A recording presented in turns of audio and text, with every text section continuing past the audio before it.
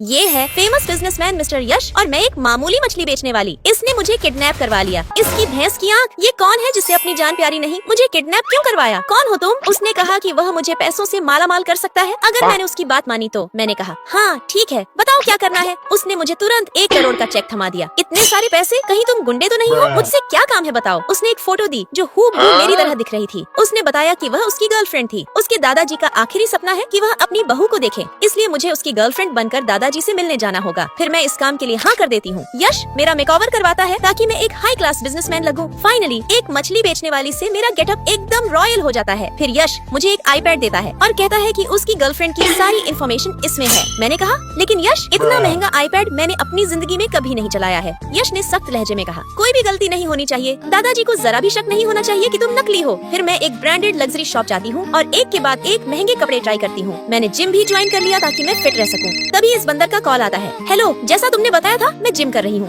बोलो क्या बात है। उसने कहा मैं देखने आ रहा हूँ कि तुमने कितना वेट लॉस किया है। इसकी भैंस की, मर गई मैं तो आराम कर रही थी। मैंने जल्दी से अपने चेहरे और शरीर पर पानी डाल लिया ताकि उसे लगे कि मैं पसीने से तरबतर हूँ। तभी ये बंदर आ गया। अरे यार, मैं तो पूरा थक गई हूँ, पसीना भी बहुत आ रहा है। उसने आकर पूछा कितनी देर से वर्कआउट कर रही हो? मैंने कहा मैं लगभग 2 घंटे से लगातार जिम कर रही हूँ। सच्ची? भूख भी बहुत लगी है, क्या लेकर आए हो? तभी उसने मेरी स्मार्ट वॉच देखी और मेरा झूठ पकड़ा गया। इसकी भैंस की। उसके बाद मैं अच्छे से तैयार होकर यश के साथ उसके दादाजी से मिलने जाती हूँ। तभी चलते चलते मेरी हील्स फंस जाती हैं और मैं सीधे यश के ऊपर गिर जाती हूँ। यश मुझे कसकर पकड़ लेता है और हम दोनों की नजरें एक दूसरे से टकरा जाती हैं। उस पल हम दोनों एक दूसरे की आंखों में खो जाते हैं। फिर यश शर्मा जाता है और वहाँ से चला जाता है। यार, ये खड़ूस होने के साथ साथ काफी कूल भी है। फिर मैं दादाजी के पास जाती हूँ। दादाजी कैसे हैं आप? चलिए हम बाहर कहीं घूमने चलते हैं। मैं दादाजी को लेकर बाहर घूमने जाती हूँ और यश मुझे छुपकर देख रहा था। धीरे धीरे मुझे भी वह पसंद आने लगा है। दोस्तों, कहानी आगे और भी इंटरेस्टिंग होने वाली है। अगर आप अगला पार्ट देखना चाहते हैं तो लाइक और सब्सक्राइब करके कमेंट में लाल दिल भेजो।